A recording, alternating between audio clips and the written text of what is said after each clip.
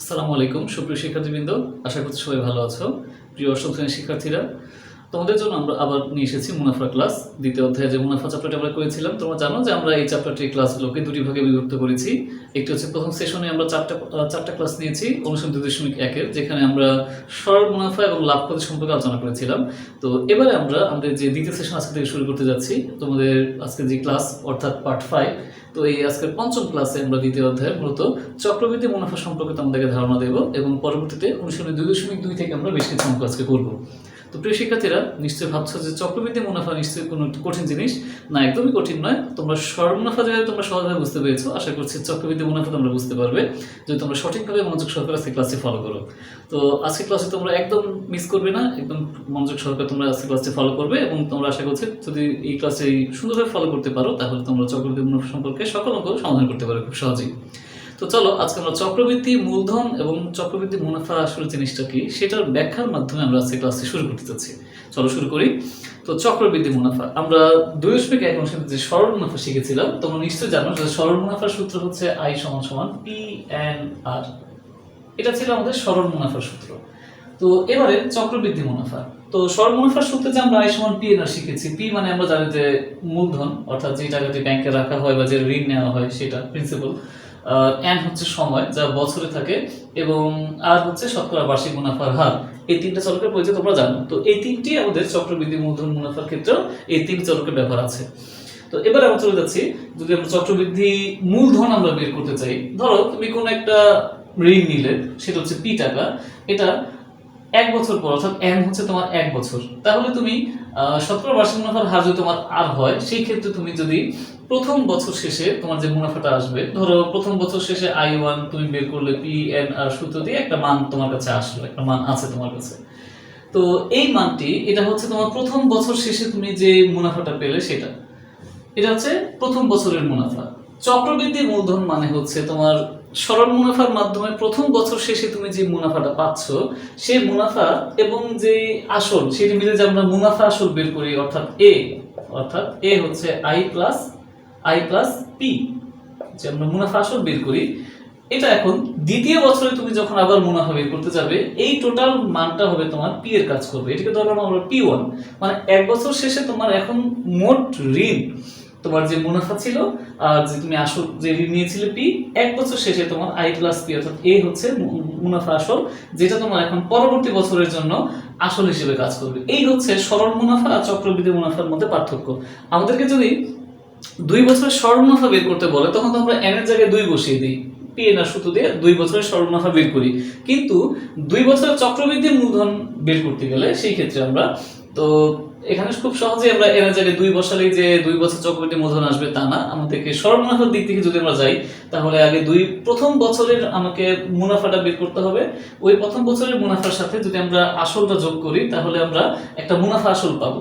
ওই মুনাফা আসলটা হচ্ছে প্রথম বছর শেষে আমার টোটাল ঋণ এখন এই টাকাটা।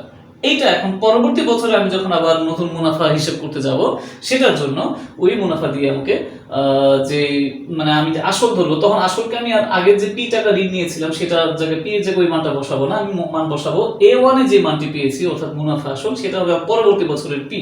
অর্থাৎ এখন যদি আমি দ্বিতীয় বছরের ক্ষেত্রে গিয়ে যদি মুনাফা বের করতে চাই, তখন আমাকে P1, এই যে P/N/R সূত্রের জায়গায় P1 এইটা ব্যবহার করতে হবে পি এর জায়গায়। এভাবে আমি আরেকটি মান পাবো, এখান থেকে আরেকটা মান আমি ধরে পাচ্ছি এই জায়গায় মুনাফা। তো সেই ক্ষেত্রে আমাকে আবার আরেকটা মুনাফা আসল আসবে A2। তো এই A2 যখন আমি বের করতে যাব, তখন হবে আবার যে মুনাফা পেয়েছি ওইটার সাথে যে P1 ছিল আসল, সেটা যোগ হবে। এখান থেকে আমি একটা মান পাচ্ছি। তো এখানে যে যোগফলটা পাবো, এটা হবে আবার পরবর্তী বছরের জন্য আরেকটা, অর্থাৎ এখানে যে মুনাফা আসলটা পাবো, এটা আমি যখন আবার পরবর্তী বছর আবার মুনাফা বের করবো, তখন এই P2 আসবে পি এর জায়গায়। তোমরা নিশ্চয়ই বুঝতে পারছো যে প্রত্যেক বছর শেষে আসলটা চেঞ্জ হচ্ছে। প্রত্যেক বছরে যে বাড়তি মুনাফাটা যোগ হয়ে পূর্বের আসলের সাথে বাড়তি মুনাফা যোগ হয়ে যে নতুন একটি মুনাফা আসল তৈরি হচ্ছে, সেটা পরবর্তী বছরের জন্য সেটা আসলের জায়গায় চলে যাচ্ছে, কাজ করছে সেটা আসল হিসেবে। এইভাবে নতুন আবার মুনাফা আসছে, মুনাফা আসল আসছে, মুনাফা আসলটা আবার পরবর্তী বছর আসলের জায়গায় চলে যাচ্ছে। এইভাবে আমরা নতুন যে মুনাফাগুলো পেয়ে থাকি, এইভাবে চক্রবৃদ্ধি মুনাফা হিসাব করতে হয়। তো এখন যদি আমাকে বলে যে 5 বছরের চক্রবৃদ্ধি মুনাফা বের করতে, আমি কিভাবে 5 বার মুনাফা বের করবো, 5 বার মুনাফা আসল বের করবো, 5 বার পি এর মান চেঞ্জ হয়ে প্রত্যেকবার নতুন করে মুনাফা বের করবো না। তো এইভাবে মানে একদম আমি বুঝালাম আগে চক্রবৃদ্ধি মুনাফা জিনিসটা কি জিনিস, কিভাবে আসলো এটা। তো আমরা এইভাবে যে এই যে বের করছি, নতুন যে মুনাফা আসছে, মুনাফার আসল যে যোগ হচ্ছে, এটা মূলত আসলে চক্রবৃদ্ধি মূলধন যেটাকে আমরা বলি সেটা। তাহলে চক্রবৃদ্ধি মুনাফা কিভাবে পাবো? এই যে এই চক্রবৃদ্ধি মূলধনের ভিতরেই তো আমার আগের আসলটা আছে, তো এখান থেকে আসল বিয়োগ করলে এই যে মুনাফা পাওয়া যায়, চক্রবৃদ্ধি মুনাফা পাওয়া যায়। ঠিক আছে, এভাবে আমরা চক্রবৃদ্ধি মুনাফা বের করতে পারি। তা আমরা এইভাবে চক্রবৃদ্ধি মূলধন এবং চক্রবৃদ্ধি মুনাফা নির্ণয় আমাদের সূত্র আছে, আমরা যখন অঙ্ক করব তখন আমরা ওই সূত্র ব্যবহার করে অঙ্কগুলো করব। তো সূত্রটি হচ্ছে, আমি তোমাদের জন্য লিখে দিচ্ছি, চক্রবৃদ্ধি মূলধন বা সবৃদ্ধি মূল, সবগুলো একই জিনিস, চক্রবৃদ্ধি মূলধন অথবা সবৃদ্ধি মূল, সবৃদ্ধি মূল এটাকে সি দিয়ে প্রকাশ করে। এটা সূত্র হচ্ছে P into 1 plus R to the power N. তো এই সূত্র ব্যবহার করলে আমাকে চক্রবৃদ্ধি মূলধন বের করার জন্য আমাকে নতুন বারবার আই বের করতে হবে না, আই মানে এ বের করতে হবে, নতুন যে মুনাফা আসল যে আসছে সেটা বারবার বের করতে হবে না। আমাদের প্রথম প্রশ্ন যে পি দেওয়া থাকবে, আসল দেওয়া থাকবে, ওই মানের সাহায্যে আমরা সহজে এভাবে চক্রবৃদ্ধি মূল বা চক্রবৃদ্ধি মূলধন বের করতে পারবো। আর চক্রবৃদ্ধি মুনাফা কিভাবে বের করবো?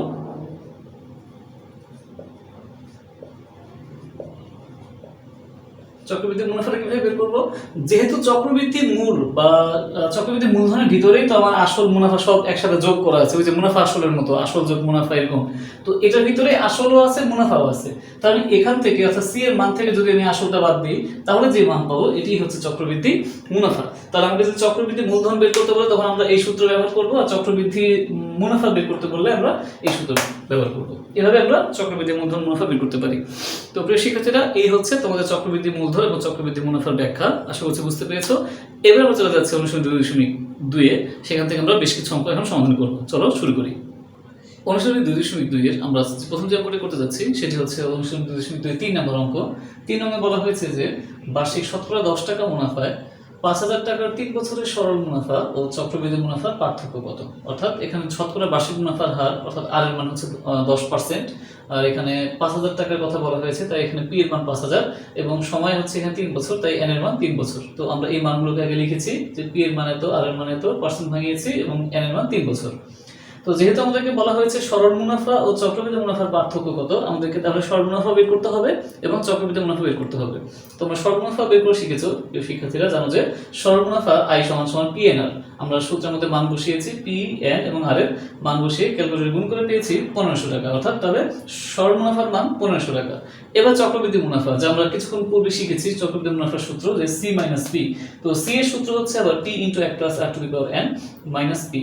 তো আমরা এরপরে মান বসিয়ে দিয়েছি ক্যালকুলেটরে। এটা মান বসানোর পরে যদি আমরা গুণ ভাগ এবং বিয়োগ করার পর আমরা মান পাবো 1655 টাকা।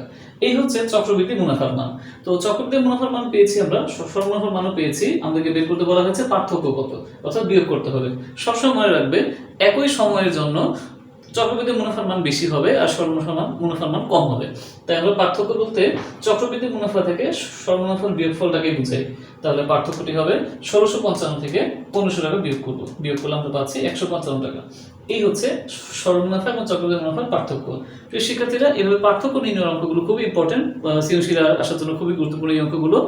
তোমরা দেখে থাকবে বিভিন্ন বোর্ড পরীক্ষার প্রশ্নে, সৃজনশীল প্রশ্নে গ নঙে বা খ নঙে অবশ্যই এই পার্থক্য অঙ্কগুলো খুব বেশি চলে আসে। তো এগুলো তোমরা খুব ভালোভাবে প্র্যাকটিস করবে।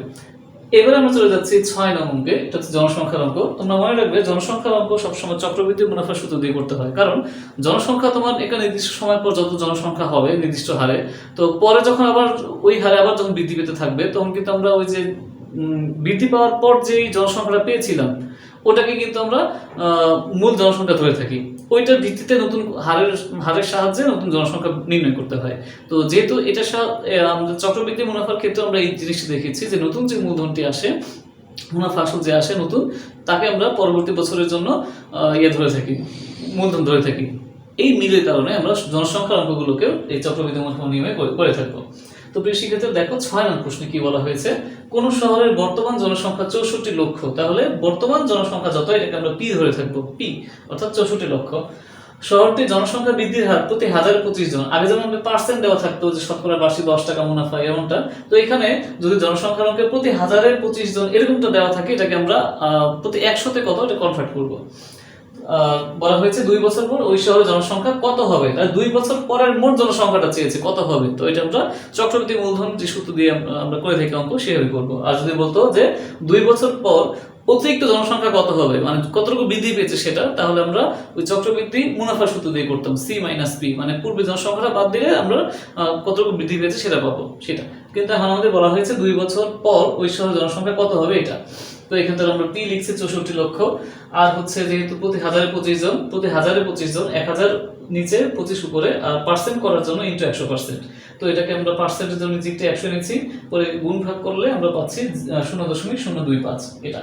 তো এই হচ্ছে আর এর মান। আর এন তো 2 বছর বলা হয়েছে, এন 2 বছর। তো যেহেতু আমরা 2 বছর পর জনসংখ্যা কত এটা বের করব, তাহলে চক্রবৃদ্ধি মূলধন সূত্রে যাচ্ছি যে আমরা জানি সি সমান সমান P into 1 plus R to the power n। মানগুলো বসিয়ে দিয়েছি, মান বসানোর পরে আমরা পেয়েছি 67,24,000 জন। অর্থাৎ 2 বছর পর এই হারে যদি জনসংখ্যা বৃদ্ধি পেতে থাকে, তাহলে 64 লক্ষ থেকে জনসংখ্যা বৃদ্ধি পেয়ে হয়ে যাবে 67,24,000 জন। তো এই হচ্ছে আমাদের 6 নং অঙ্ক। 4 নং একটা গুরুত্বপূর্ণ অঙ্ক রয়েছে, তোমরা জানো 4 নম্বর অঙ্কটি আমরা আগামী ক্লাসে যখন সৃজনশীল প্রশ্ন সমাধান করতে যাব, তোমাদের অনুসারে দেখবে একটি সৃজনশীল প্রশ্ন রয়েছে, ওখানে 4 নং এর নিয়মিত সৃজনশীলটি রয়েছে, সেটা আমরা তখন সমাধান করব। তাই আমরা 4 নং এখন করছি না। তো এবারে আমরা চলে যাচ্ছি 7 নং প্রশ্নে। চলো দেখা যাক 7 নং প্রশ্ন আমাদের জন্য কি অপেক্ষা করছে। 7 নং প্রশ্নে বলা হয়েছে কোন এক ব্যক্তি কোন ঋণদান সংস্থা থেকে 5,000 টাকা ঋণ নিয়ে সে শতকরা বার্ষিক 8% হার মুনাফায় প্রতি বছরে চক্রবৃদ্ধি মুনাফায় সে 2,000 টাকা পরিশোধ করে। তো এভাবে তার প্রত্যেক বছর যদি সে 2,000 টাকা পরিশোধ করে, মানে প্রত্যেক কিস্তিতে, তাহলে তার দ্বিতীয় কিস্তি পরিশোধের পর তার আর কত টাকা ঋণ বাকি থাকবে এটা আমাদেরকে বের করতে হবে। তো যেহেতু এটা চক্রবৃদ্ধি হার মুনাফায় আমাদের করতে হবে, সেই ক্ষেত্রে আমরা এখানে যে তথ্যগুলো দেওয়া আছে আমরা লিখেছি। আর হচ্ছে 8%, তাহলে এখান থেকে আমরা আর এর মান পেয়েছি 0.08, আর পি যে টাকাটা ঋণ নিয়েছে সেটি হচ্ছে পি 5,000 টাকা। তো এক্ষেত্রে এখন দ্বিতীয় কিস্তি বললেও আমরা যে এন এর মান 2 বছর ধরবো সেটা কিন্তু না, আমাদেরকে প্রত্যেক বছর ভেঙে ভেঙে 2 বছর পর্যন্ত তার কত টাকা ঋণ থাকে 2,000 করে শোধ করার পর সেটা আমাদের বের করতে হবে। তো প্রথমেই আমরা চক্রবৃদ্ধি মূলধন বের করছি প্রথম বছর অন্তে। প্রথম বছর অন্তে চক্রবৃদ্ধি মূলধনটাকে যদি আমরা C1 ধরি, তাহলে এর সূত্র হচ্ছে P into 1 plus R to the power n। মান বসিয়ে দিয়েছি, মান বসানোর পর আমরা মান পেয়েছি 5,400 টাকা। এটা হচ্ছে চক্রবৃদ্ধি মূলধন। তার প্রথম বছর শেষে তার মোট ঋণ হয়েছে এই টাকাটা, আগের টাকা এবং নতুন করে যে মুনাফার হার ছিল সেই অনুযায়ী মুনাফা অ্যাড হওয়ার পর তার মোট ঋণ এখন 5,400 টাকা। তো সে তো প্রত্যেক বছর শেষে 2,000 টাকা শোধ করবে। তাহলে প্রথম কিস্তি অর্থাৎ প্রথম কিস্তি শেষে অবশিষ্ট ঋণ, প্রথম কিস্তি সে 2,000 টাকা শোধ করলো, এখন তার অবশিষ্ট যে ঋণ সেটা তো পরবর্তী বছরের জন্য আবার সেটা তখন আসলে কাজ করবে, তাই এটার নাম দিয়েছি আমরা P1। তো P1 হবে চক্রবৃদ্ধি মূলধন যা পেয়েছিল প্রথম বছর শেষে, সেখান থেকে 2,000 টাকা শোধ হবে। এই 2,000 টাকাটা কোনটা? এটা হচ্ছে সে যে পরিশোধ করছে প্রত্যেক বছর 2,000 টাকা কিস্তি, সেটা 2,000 টাকা বিয়োগ করে আমরা পাচ্ছি এখানে 3,400 টাকা, যা P1 অর্থাৎ পরবর্তী বছরের নতুন পি, এটা নতুন আসল। এবার আমরা পরবর্তী বছরের জন্য অর্থাৎ দ্বিতীয় বছর অন্তে তার চক্রবৃদ্ধি মূলধনটা বের করবো অর্থাৎ C2। তো এবারে আমরা পি এর জায়গায় লিখেছি P1 into 1 plus R to the power n। n কিন্তু আমরা এক বছরই রাখবো, কারণ আমরা প্রথম বছর শেষে দ্বিতীয় বছর অর্থাৎ 1 বছর সময় এখানে, তাই 1। দ্বিতীয় বছর অন্তের জন্য যে n 2 হবে তা কিন্তু না, আমরা তো ভেঙে ভেঙে 1 বছর থেকে করছি, 1 বছর 2 বছর এইভাবে। তো এই কারণে n এর মান 1। তো এখান থেকে আমরা যদি ক্যালকুলেশন করি, ক্যালকুলেটরে করার পর আমরা মান পাবো 3672 টাকা। এই হচ্ছে দ্বিতীয় বছর শেষে তার ঋণ। এখন সে তো দ্বিতীয় কিস্তি পরিশোধ করবে, তো দ্বিতীয় বছরে তার যে ঋণ হয়েছে এখান থেকে সে যখন দ্বিতীয় কিস্তি পরিশোধ করবে, দ্বিতীয় কিস্তি পরিশোধ করার পর কত টাকা ঋণ, এটাই তো আমাদের প্রশ্ন চেয়েছে। তো আমরা তাহলে ওই ঋণ থেকে তার 2,000 টাকা পরিশোধ করে অবশিষ্ট টাকাটা বের করবো। তাহলে 3672 থেকে যদি আমরা 2,000 টাকা বিয়োগ করি, তাহলে আমরা পাচ্ছি 1,672 টাকা। তো এই হচ্ছে আমাদের যে চেয়েছিল যে দ্বিতীয় কিস্তি পরিশোধ শেষে তার কত টাকা ঋণ অবশিষ্ট থাকবে সেটা। তো সেই মানটা হচ্ছে 1,672 টাকা, এটাই আমাদের অ্যান্সার।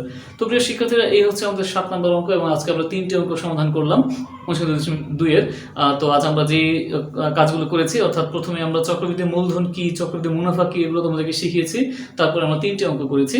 তো আশা করছি তোমরা অঙ্কগুলো আজকে বুঝতে পেরেছো, এবং পরবর্তীতে তোমরা এই নিয়মে অনেক অঙ্ক তোমরা সমাধান করতে পারবে। তো আজকে ক্লাস তোমাদের কেমন লাগলো অবশ্যই আমাদের কমেন্ট বক্সে জানাবে। তোমরা আমাদের ক্লাসটি দেখছো এই মুহূর্তে আমাদের ইউটিউব চ্যানেল থেকে এবং আমাদের ফেসবুক পেজ থেকে। যারা আমাদের চ্যানেলটি এখন সাবস্ক্রাইব করেনি অবশ্যই সাবস্ক্রাইব করবে, এবং যারা আমাদের পেজটি এখন ফলো করেনি অবশ্যই ফলো করবে পরবর্তী ক্লাসগুলো দেখার জন্য।